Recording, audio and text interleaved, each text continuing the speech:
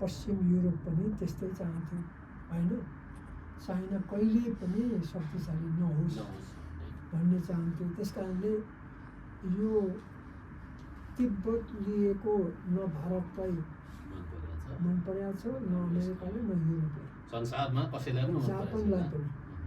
यो सबै चाहिँ पुँजीवादी देशहरूले चाइनालाई चाहिँ घेराबन्दी गर्नुको लागि नेपाल मार्फत विभिन्न मार्फत गर्यो, तर नेपाल मार्फत चाहिँ एउटा प्रयास गर्यो यही तिब्बती शरणार्थी मार्फत। अनि विभिन्न रणनीतिहरू अप्नाउने। अनि त्यसमा चाहिँ युरोपको स्विसले पनि त्यहाँनिर रेड क्रस स्विजरल्यान्डमा छ नि त, रेड क्रस मार्फत मानवीय सहयोग गर्ने भनेको हतियार सप्लाई समेत गर्यो। त्यो षड्यन्त्र हो नि त। सिआइएको प्रदेशको त्यहाँ रेड क्रस सबै आउने भइगयो। अनि त्यो कार्य चाहिँ स्वाभाविक हो, त्यस बेला त झन् बिरबिरी हो।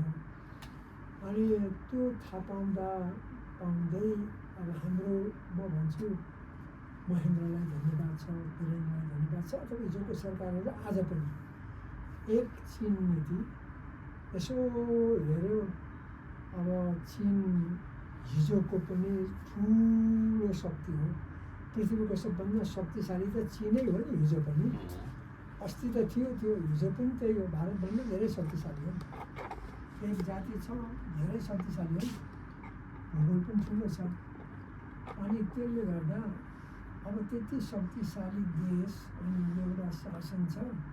अब हामीले तिब्बत होइन भन्यो भने भोलि गएर फेरि यता पनि झ्याप्पै पसिगयो भने त भारत त लोकतान्त्रिक देश हो, छिन्न भिन्नै छ नि होइन।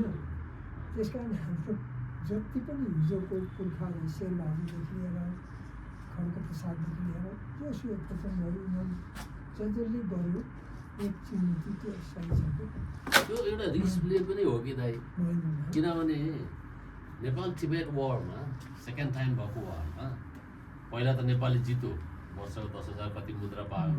पछि तिब्बतले चाइनाको सेना ल्याएर यहाँ बेत्रावतीसम्म खेदेर ल्याएर बेत्रावतीको सन्धि गर्यो भन्छ नि। त्यो रिस्क पनि थियो होला कि नेपाललाई अलिकति तिब्बतसँग। त्यो गौण हो, त्यो गौण हो। तर कुरो उनीहरूले स्ट्राटेजिकली के चाहिँ सोच्यो भने चाइनासँग पंगा लिनु ठिक छैन, कुनै हालतले पनि। किन ठिक छैन भने भारतलाई यस्तो नराम्रो गरी धुलो चढायो नि त होइन। अब त्यो त महेन्द्र त छप्परी गयो। हजुरहरू त त्यति बेला ठुलै हुनुहुन्थ्यो, थाहा पाउनु भयो होला है? किन नथाहा पाउने? म त त्यो इन्डियामा पढ्न जाँदा मलाई ओ चिनिया भाइ भाइ, हिन्दी चिनी भाइ भाइ, ओ ओ चिनी चिनी भन्थ्यो मलाई। त्यति बेलासम्म उनीहरूको तिक्तता थियो कि मेरो जस्तो चाइनिज जस्तो अनुहार देख्यो कि इन्डियामा शङ्का गरिहाल्छ। अनि एक ठाउँमा त हामीलाई उनी गरेर अपहरण नै गर्यो। तर त्यो त अब त्यो अर्कै कारण हो। जे होस् यस्तो खालको थियो र यहाँ महेन्द्रले विचार गर्यो पंगा लिनु काम छैन। छिर्न चाहिँ दियो, तर तिब्बतनहरूलाई छिर्न चाहिँ दिएछ होइन। तिब्बतनहरूलाई त्यो त के भने अगाडि नै छिर्यो नि त। तिनीहरूभन्दा अगाडि नै छिरेको, पछाडि त लुकेर आएको। जे भए पनि कुनै समय भए पनि खुला बोर्डर छ, कसैले कहाँ पुलिस त्यहाँनिर यसो अब चिसोले केही लुगा पनि छैन, बस्ने ठाउँ पनि छैन, दरबन्दी पनि छैन, कहाँबाट सक्ने? घरभरि नि आयो नि। उताबाट पो रोक्यो त, चाइनिजले रोक्यो, चाइनिजले रोक्यो। उताबाट आउनुलाई त हाम्रो त कुनै बोर्डरमा रोक्ने कुरै आएन नि। यतातिर पाल्नेहरू छँदैछ। फेरि त्यसमा चाहिँ सही पनि हो, इन्टरनेसनल रेड क्रसले तिब्बतको रिफ्युजीहरूलाई धेरै खानापिना जसरी अहिले युएनको रिफ्युजी छ नि त्यसरी दियो। र त्यस मार्फत गलत काम पनि भयो, सही काम पनि भयो। त्यो व्यवस्थापनमा मलाई खटाएको थियो कि सरकारले जानुभयो होइन। एज अ सरकारी अफिसर त्यहाँ हेर्नु पर्थ्यो।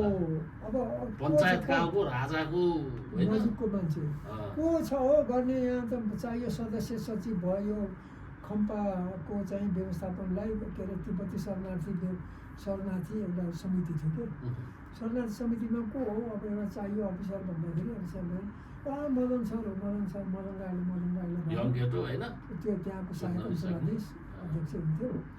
अनि त्यस बेला त मरिसके बुढा महत एकजना महत हुनुहुन्थ्यो, पछि त सिडिओहरू भयो। त्यसरी चाहिँ सिडिओहरू हुनेसम्म पनि त्यहाँ समिति अझै पनि छ। अनि उनीहरूलाई खाना पिना अहिले पनि शरणार्थी छ त्यहाँ त्यो जति छ खम्पाहरू तर अब करिब छ अझै अहिले पनि युएनले काम गरिरहेछ त्यहाँ। मतलब शरणार्थी कुनै न कुनै संस्थाहरूले मद्दत गरेको छ, तर उनीहरूले आफ्नै खेतीपाती व्यापार व्यवसाय भएर स्थानीय जनता जस्तै भएर बसेको छ। उनीहरूलाई नेपालीकरण त गरेको छैन, उनीहरू आफै पनि भएको छैन, गरेको पनि छैन। त्यो चाहिँ त्यहाँदेखि विभिन्न क्याम्पहरूमा उनीहरूले क्याम्प त त्यहाँ यति एउटा बनाएको थियो कि त्यो खम्पा अपरेसन भनेर जब 30 सालमा भयो नि, 30 सालमा खम्पा अपरेसन हुँदाखेरि वाङदी भन्ने नेता पर हुम्लाको टिङ्करमा मारियो होइन। त्यो चाहिँ मेन कुरा अब उनीहरूले सरेन्डर गर्न चाहेन होइन, हामी विद्रोह गर्ने हो भनेर सरेन्डर गर भनेर नेपालको सबै सेना, त्यो पनि अब चिनको दबाबमा होला, अब उनीहरूलाई निशस्त्रीकरण गर्नु पर्यो भनेर भन्दाखेरि त्यसरी चाहिँ गर्नु पर्यो, होइन भने हामी हतियार खोज्छौँ भनेपछि हिम्मत दिनु मान्दैन भनेर चाहिँ त्यो नेता चाहिँ उता जाँदाखेरि टिङ्करमा हेलिकप्टर लगेर उसलाई माऱ्यो। उसको हतियार खोजेपछि यता सबैले बुझाए।